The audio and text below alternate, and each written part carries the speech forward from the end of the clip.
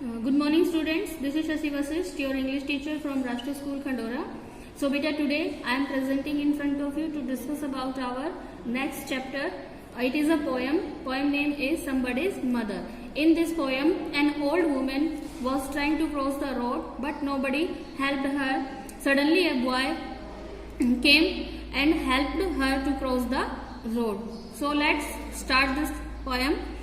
The woman was old and red and grey and bent with the chill of the winter's day. The street was wet with the recent snow and the woman's feet were aged and slow. तो बेटा ये यहाँ से लेके यहाँ तक 4 lines का आपका 1 स्टैंजा है, ठीक है, और बहुत अच्छी पोयम है. इससे आपको कुछ ना कुछ सीखने को जरूर मिलेगा और ये मेरी फेवरेट पोयम है. उम्मीद करती हूँ कि ये आपकी भी फेवरेट पोयम बन जाए और आप इसको सीखें. इस पोयम में क्या है, एक बूढ़ी औरत है जिसने फटे हुए कपड़े पहने हुए हैं, जिसके बाल सफेद हैं. वो बहुत ज्यादा ठंड के कारण उसका शरीर मुड़ा हुआ है, अच्छे से नहीं चल पा रही थी.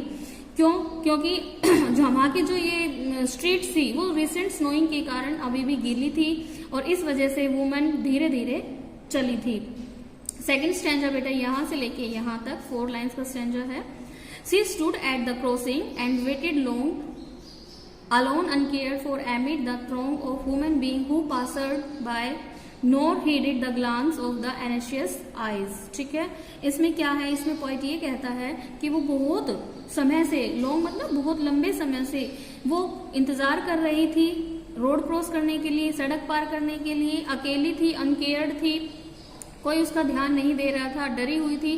थ्रोंग मतलब होते हैं लार्ज क्राउड, मतलब बहुत ज्यादा भीड़ वहां से गुजर रही थी. लेकिन nor heeded the glance of her anxious eyes, लेकिन किसी ने भी उसकी चिंतित आंखों पर ध्यान नहीं दिया. हीडेड मीन्स होता है ध्यान देना और एनेक्शियस आईज मतलब उसकी चिंता भरी आंखों पर, मीन्स उसकी समस्या पर किसी ने भी ध्यान नहीं दिया.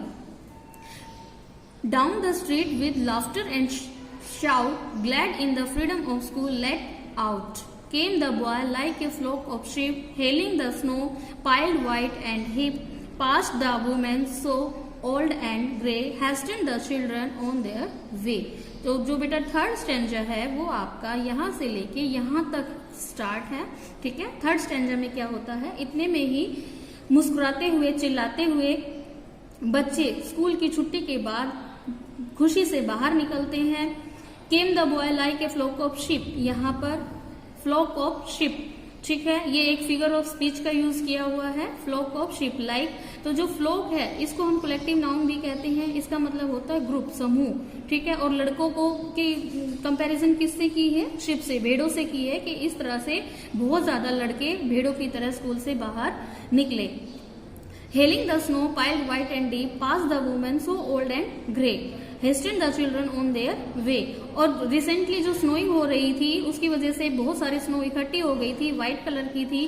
बच्चों ने उस स्नो का वेलकम किया. हेलिंग मतलब यहाँ पर क्या है, वेलकम करना, ठीक है, वेलकम किया. और उस वुमेन जो कि बूढ़ी थी, जिसके बाल सफेद थे, उसकी ओर से गुजर गए और वो अपने घर जाने की बहुत ही जल्दी में थे. हेस्टन मीन्स होता है हरीडली, जल्दी में थे, ठीक है. नेक्स्ट स्टैंजा है बेटे.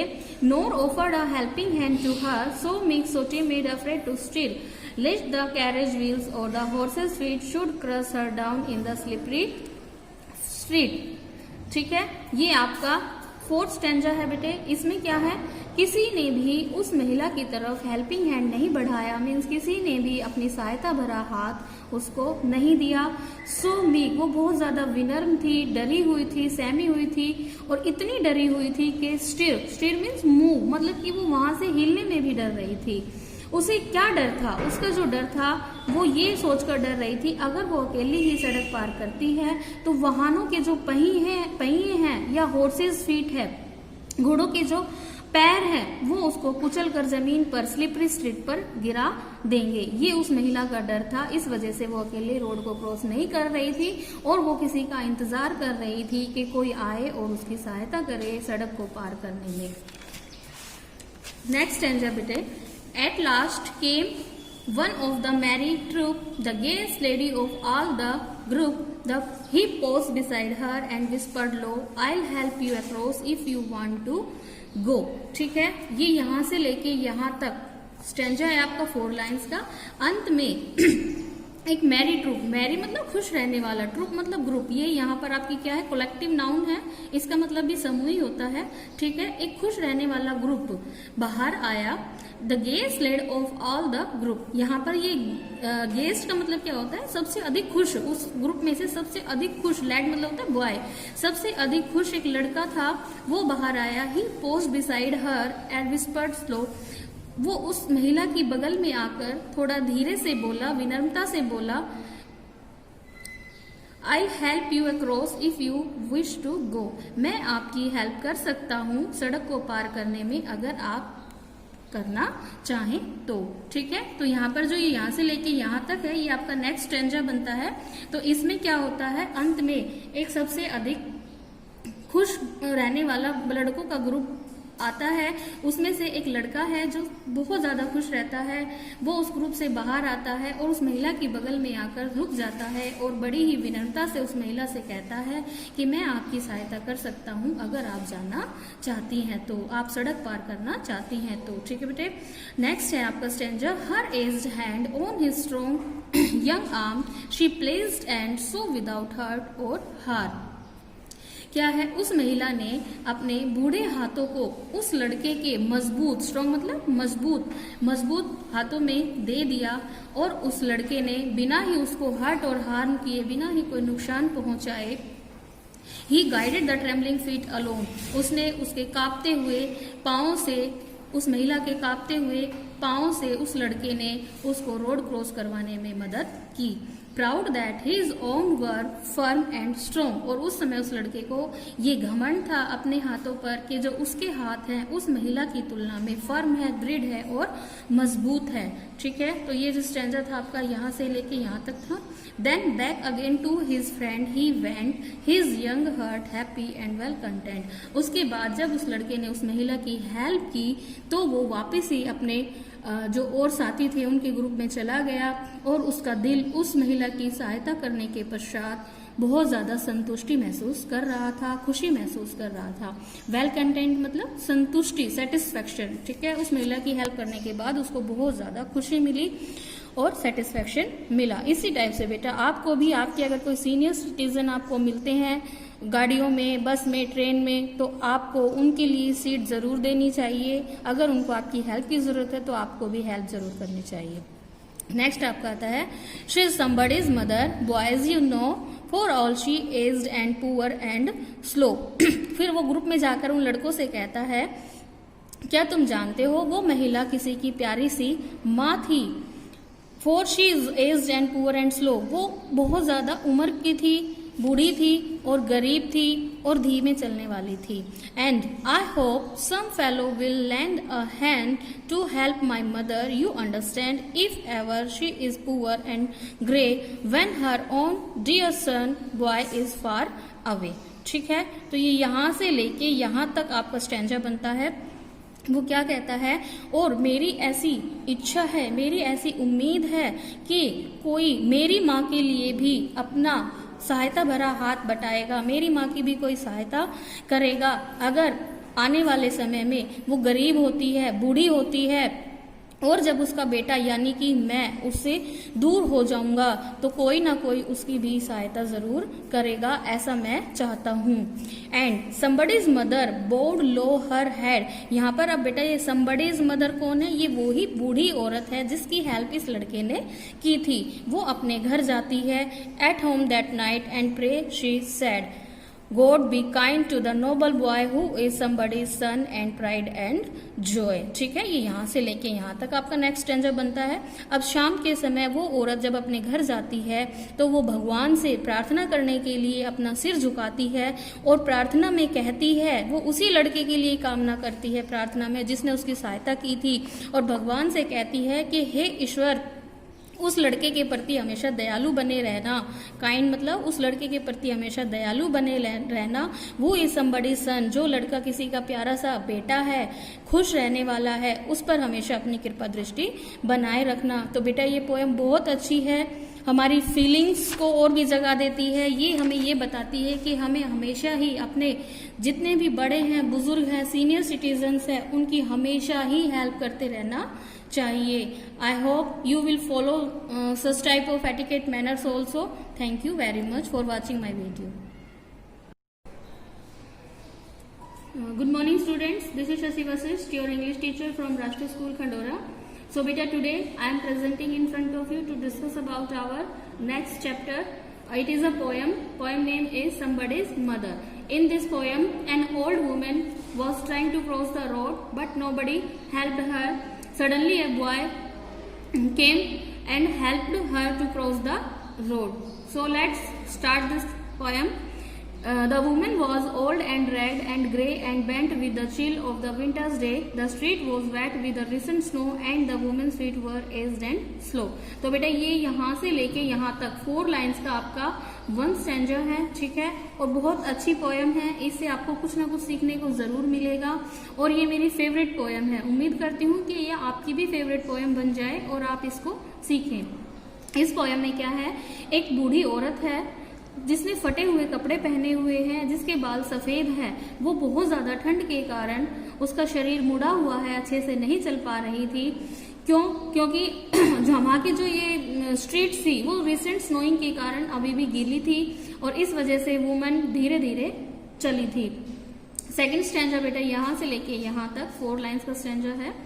सी stood at the crossing and waited long alone uncared for amid the throng of human beings who passed by, nor heeded the glance of the anxious eyes. ठीक है, इसमें क्या है, इसमें पॉइंट ये कहता है कि वो बहुत समय से, लॉन्ग मतलब बहुत लंबे समय से वो इंतजार कर रही थी रोड क्रॉस करने के लिए, सड़क पार करने के लिए। अकेली थी, अनकेयर्ड थी, कोई उसका ध्यान नहीं दे रहा था, डरी हुई थी।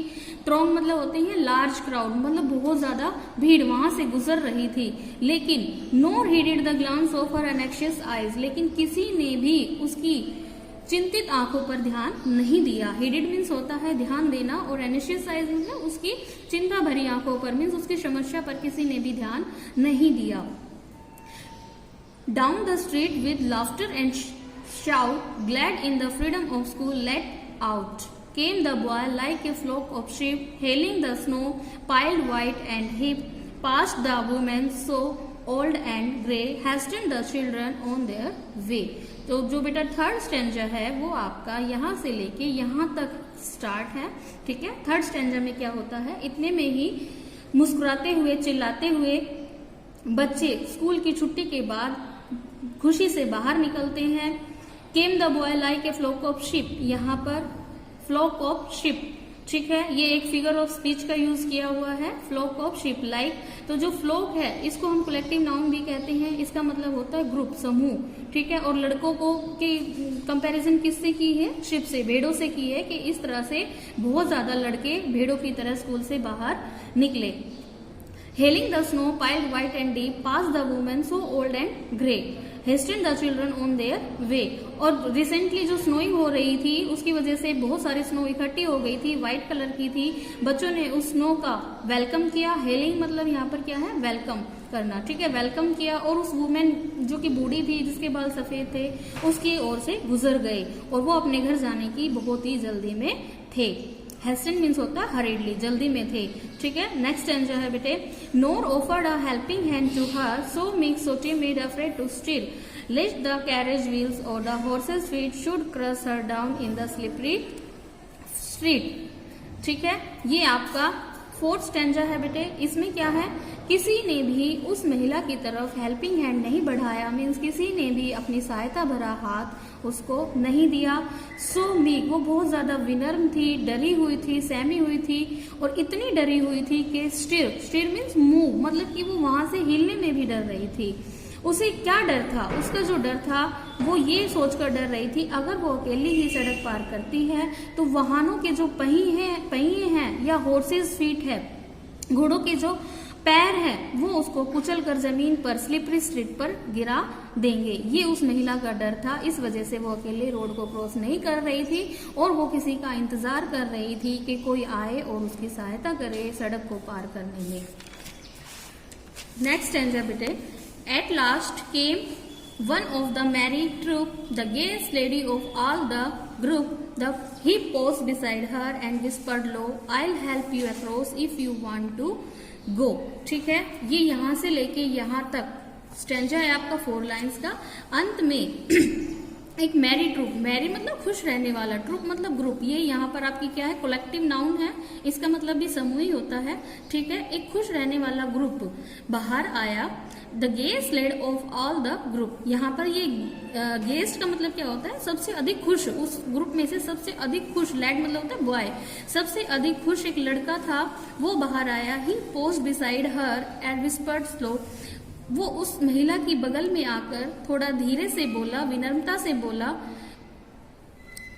I'll help you across if you wish to go, मैं आपकी हेल्प कर सकता हूँ सड़क को पार करने में अगर आप करना चाहें तो। ठीक है, तो यहाँ पर जो ये यहाँ से लेके यहाँ तक है, ये आपका नेक्स्ट स्टेंजा बनता है। तो इसमें क्या होता है, अंत में एक सबसे अधिक खुश रहने वाला लड़कों का ग्रुप आता है, उसमें से एक लड़का है जो बहुत ज्यादा खुश रहता है, वो उस ग्रुप से बाहर आता है और उस महिला की बगल में आकर रुक जाता है और बड़ी ही विनम्रता से उस महिला से कहता है कि मैं आपकी सहायता कर सकता हूं अगर आप जाना चाहती हैं तो, आप सड़क पार करना चाहती हैं तो। ठीक है बेटे, नेक्स्ट है आपका stanza. Her aged hand on his strong young arm she placed and so without hurt or harm, क्या है, उस महिला ने अपने बूढ़े हाथों को उस लड़के के मजबूत, स्ट्रॉन्ग मतलब मजबूत हाथों में दे दिया और उस लड़के ने बिना ही उसको हर्ट और हार्म किए, बिना ही कोई नुकसान पहुंचाए, he guided the trembling feet alone, उसने उसके कांपते हुए पांव से, उस महिला के कांपते हुए पांव से उस लड़के ने उसको रोड क्रॉस करवाने में मदद की। Proud that his own were firm and strong, और उस समय उस लड़के को ये घमंड था अपने हाथों पर कि जो उसके हाथ हैं उस महिला की तुलना में फर्म है, दृढ़ है और मजबूत है। ठीक है, तो ये जो स्टैंजा था आपका यहाँ से लेके यहाँ तक था। Then back again to his friend he went, his young heart happy and well content, उसके बाद जब उस लड़के ने उस महिला की हेल्प की तो वो वापस ही अपने जो और साथी थे उनके ग्रुप में चला गया और उसका दिल उस महिला की सहायता करने के पश्चात बहुत ज्यादा संतुष्टि महसूस कर रहा था, खुशी महसूस कर रहा था। वेल कंटेंट मतलब संतुष्टि, सेटिस्फेक्शन। ठीक है, उस महिला की हेल्प करने के बाद उसको बहुत ज्यादा खुशी मिली और सेटिस्फेक्शन मिला। इसी टाइप से बेटा आपको भी, आपके अगर कोई सीनियर सिटीजन आपको मिलते हैं गाड़ियों में, बस में, ट्रेन में, तो आपको उनके लिए सीट जरूर देनी चाहिए। अगर उनको आपकी हेल्प की जरूरत है तो आपको भी हेल्प जरूर करनी चाहिए। नेक्स्ट आपका आता है, she is somebody's mother, boys you know, for all she aged and poor and slow. फिर वो ग्रुप में जाकर उन लड़कों से कहता है, क्या तुम जानते हो वो महिला किसी की प्यारी सी माँ थी। For she is aged and poor and slow, वो बहुत ज्यादा उम्र की थी, बूढ़ी थी और गरीब थी और धीमे चलने वाली थी। And I hope some fellow will lend a hand to help my mother, you understand, if ever she is poor and grey when her own dear son boy is far away. ठीक है, तो ये यहाँ से लेके यहाँ तक आपका स्टैंजा बनता है। वो क्या कहता है, और मेरी ऐसी इच्छा है, मेरी ऐसी उम्मीद है कि कोई मेरी माँ के लिए भी अपना सहायता भरा हाथ बटाएगा, मेरी माँ की भी कोई सहायता करेगा। अगर आने वाले समय में वो गरीब होती है, बूढ़ी होती है और जब उसका बेटा यानी कि मैं उससे दूर हो जाऊंगा तो कोई ना कोई उसकी भी सहायता जरूर करेगा, ऐसा मैं चाहता हूँ। And somebody's mother bowed low her head, यहाँ पर अब बेटा ये समबडीज मदर कौन है, ये वो ही बूढ़ी औरत है जिसकी हेल्प इस लड़के ने की थी। वो अपने घर जाती है। At home that night and pray she said, God be kind to the noble boy who is somebody's son and pride and joy। ठीक है, ये यहाँ से लेके यहाँ तक आपका नेक्स्ट स्टैंजा बनता है। अब शाम के समय वो औरत जब अपने घर जाती है तो वो भगवान से प्रार्थना करने के लिए अपना सिर झुकाती है और प्रार्थना में कहती है, वो उसी लड़के के लिए कामना करती है प्रार्थना में जिसने उसकी सहायता की थी, और भगवान से कहती है कि हे ईश्वर, उस लड़के के प्रति हमेशा दयालु बने रहना। काइंड मतलब उस लड़के के प्रति हमेशा दयालु बने रहना। वो इज समबडी सन, जो लड़का किसी का प्यारा सा बेटा है, खुश रहने वाला है, उस पर हमेशा अपनी कृपा दृष्टि बनाए रखना। तो बेटा ये पोएम बहुत अच्छी है, हमारी फीलिंग्स को और भी जगा देती है। ये हमें ये बताती है कि हमें हमेशा ही अपने जितने भी बड़े हैं, बुजुर्ग हैं, सीनियर सिटीजन्स हैं, उनकी हमेशा ही हेल्प करते रहना चाहिए। I hope you will follow such type of etiquette manners also. Thank you very much for watching my video.